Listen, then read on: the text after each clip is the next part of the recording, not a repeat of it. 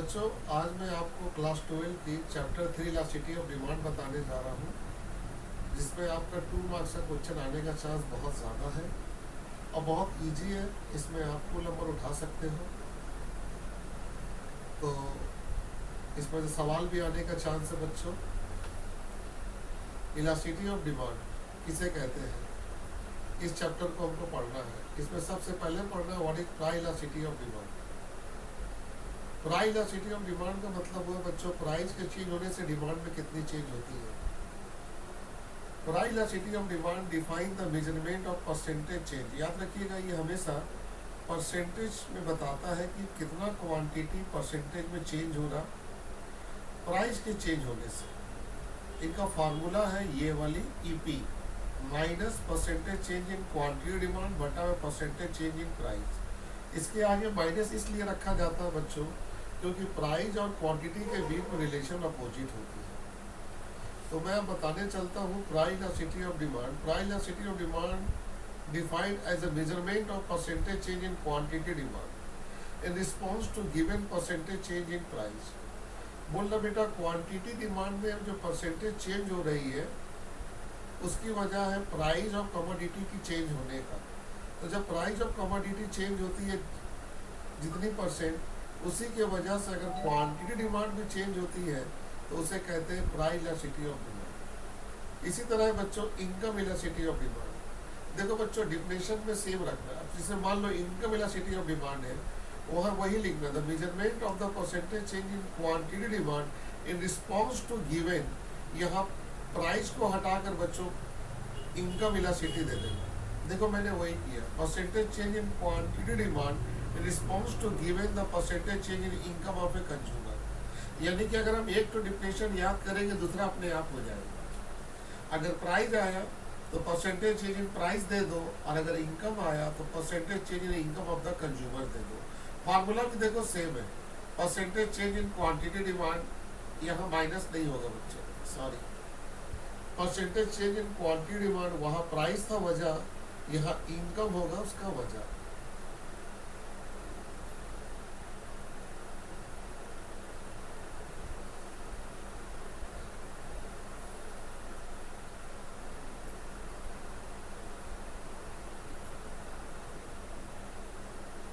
Income elasticity of demand का जो degree है, यानी कि इसकी जो वैल्यू है बच्चों, नॉर्मल गुड्स के केस में इनकम इलास्टिसिटी ऑफ डिमांड हमेशा पॉजिटिव होगा, इंफीरियर गुड के केस में हमेशा नेगेटिव होगा, और नेसेसरी गुड के केस में हमेशा जीरो होगा।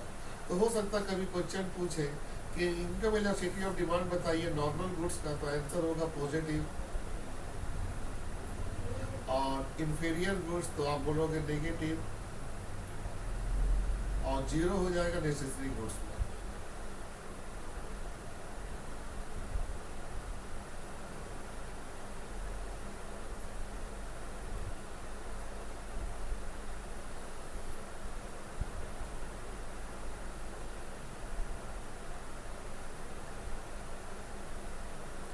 बच्चों, क्रॉस इलास्टिसिटी ऑफ डिमांड क्या है? बच्चों, क्रॉस इलास्टिसिटी ऑफ डिमांड का मतलब है price of related commodity.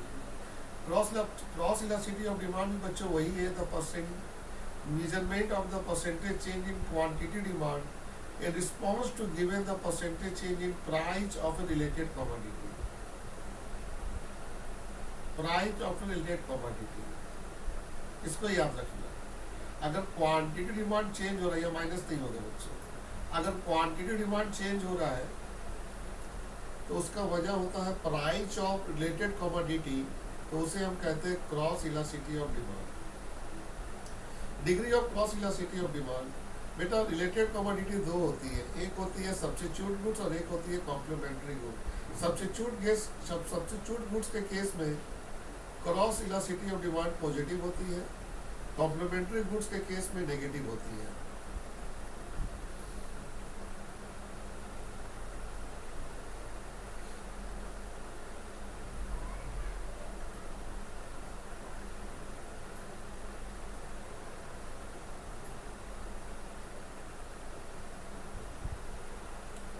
What is perfectly elastic demand, बहुत इंपॉर्टेंस है बच्चों। परफेक्टली इन इलास्टिक, इनइलास्टिक का मतलब होता है जिसमें चेंज होती भी है थोड़ी बहुत, लेकिन अगर परफेक्टली है तो इसका मतलब डिमांड में चेंज नहीं हो रहा, क्वांटिटी में चेंज होगा बच्चों। इस वर्ड से पकड़ लेना, परफेक्टली इलास्टिक का मतलब होता है बच्चों डिमांड जैसा था वैसा ही रहेगा, डिमांड में चेंजिंग नहीं आएगा, लेकिन प्राइस में चेंजिंग आएगा। If the price change and quantity demand remain constant, बच्चों ध्यान से देखो, क्वांटिटी डिमांड में कोई चेंजिंग नहीं आ रही है, क्वांटिटी जैसा था वैसा ही रहेगा, उसको बोलोगे परफेक्टली इलास्टिक। तो इसको याद रखना बच्चों कि अगर प्राइस चेंज भी होता है लेकिन डिमांड में कोई चेंजिंग नहीं आएगी तो उसे आप कहोगे परफेक्टली इनइलास्टिक डिमांड। इसकी वैल्यू होती है 0। ये इनका ग्राफ है बच्चों, एग्जाम में ग्राफ भी बना देना। देखो बच्चों ये है मेरा क्वांटिटी, ये प्राइस है 2 4 6, प्राइस देखो बच्चों बढ़ता चला गया, लेकिन डिमांड जो है बच्चों देखो वो वर्टिकल है, परपेंडिकुलर है, उसमें कोई चेंजिंग नहीं है। अगर 2 रुपया में कोई सामान हम खरीद रहे हैं, 2 रुपया में 4 पीस खरीद रहे हैं, 4 रुपया में भी 4 पीस खरीद रहे हैं, 6 रुपये में भी 4 पीस खरीद रहे हैं, तो आप इसको ये देखिए कि इसमें डिमांड में कोई चेंजिंग नहीं है, तो उसे आप कहोगे परफेक्टली इलास्टिक डिमांड।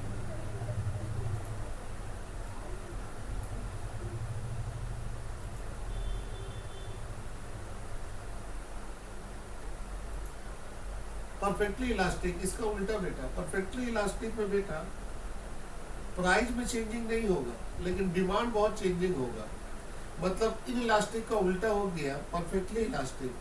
इसमें प्राइस सेम रहेगा और डिमांड में बहुत चेंजिंग होगा। देखिए quantity demand change the price constant, इसमें प्राइस कांस्टेंट है, इसकी वैल्यू होती है इंफिनिटी। इसमें देखिए डिमांड देखिए, प्राइस देखिए 4 रुपया है, 4 रुपया है तो 10 पीस खरीद रहे, 4 रुपया है तो 20 पीस खरीद रहे, 4 रुपया है तो 30 पीस खरीद रहे।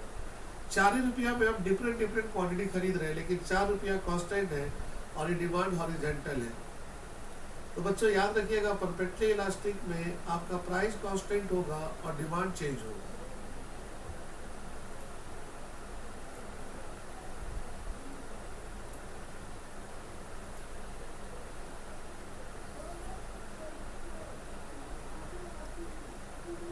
बच्चों what is unit elastic demand? Unit elastic demand का मतलब होता है जहाँ इलास्टिसिटी का वैल्यू 1 होता है। तो यूनिक इलास्टिक डिमांड बच्चों जहाँ पर प्राइस और क्वांटिटी दोनों में सेम चेंज हो रहा, प्राइस भी उतना ही चेंज हो रहा, क्वांटिटी भी उतना ही चेंज हो रहा। यूनिटरिक इलास्टिक डिमांड का मतलब percentage change in price lead to equal percentage change in quantity demand. बेटा percentage change in price, percentage change in price बेटा और percentage change in quantity demand दोनों ही बराबर होगा, तो उसे आप कहोगे यूनिट इलास्टिक डिमांड। इसका कर्व देखो ऐसा हो रहा है, ऊपर से नीचे की तरफ आ रहा बच्चों, प्राइस में 10% चेंज हो रहा, क्वांटिटी में भी 10% चेंज हो रहा। इसका जो कर्व होता है बच्चों ये वाला, इसको कहते हैं रेक्टेंगुलर हाइपरबोला, इसको कहते हैं रेक्टेंगुलर हाइपरबोला।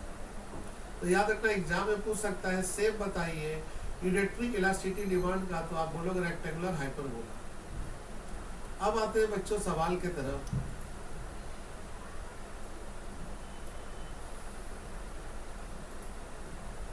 बच्चों सवाल है बहुत सिंपल, आपके सामने 2 प्राइस देगा, 2 क्वांटिटी देगा और बोलेगा निकालिए इलास्टिसिटी ऑफ डिमांड। तो बच्चों मेरा ध्यान से देखो, यहाँ 2 प्राइस है, ये फर्स्ट प्राइस है, ये सेकंड प्राइस है, ये फर्स्ट क्वांटिटी है, ये सेकंड क्वांटिटी है। इस फार्मूला में इसको पुट करो, आपको आंसर मिल जाएगा। नीचे आओ बच्चों, नीचे भी देखो वही सवाल है।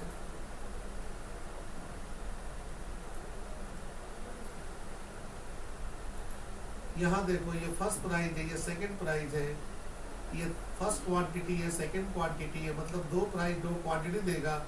उसी फार्मूला में पुट करो, आपका आंसर आ जाएगा। ये फार्मूला मत यूज करो, जो पहला वाला था वही यूज करो। अब आगे चलो बच्चों, फिर देखो बच्चों सवाल आया है, ध्यान से देखो बच्चों। 2 प्राइस है बच्चों,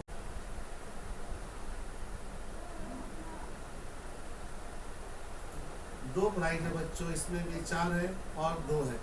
ये हमारी P1 हुआ, ये हमारी P2 हुआ। ये हमारे Q1 हुआ, ये मेरा Q2 हुआ, इस फार्मूला में पुट करो, आपका आंसर आ गया। तो बच्चों ये 2 मार्क्स का है और मैं उम्मीद करता हूँ इसे आप रिकॉर्ड कर लेंगे और नोट कर लेंगे। मैं आपको क्लास दूंगा, अगर आप सब मेरे को कहोगे तभी। कोई इन्फॉर्मेशन नहीं है इसीलिए बच्चों में कुछ नहीं बोल पा रहा हूँ। आप इसको नोट कर लो और मैं फिर आपको हो सके तो और क्वेश्चन भेजता हूँ। बाय बच्चों।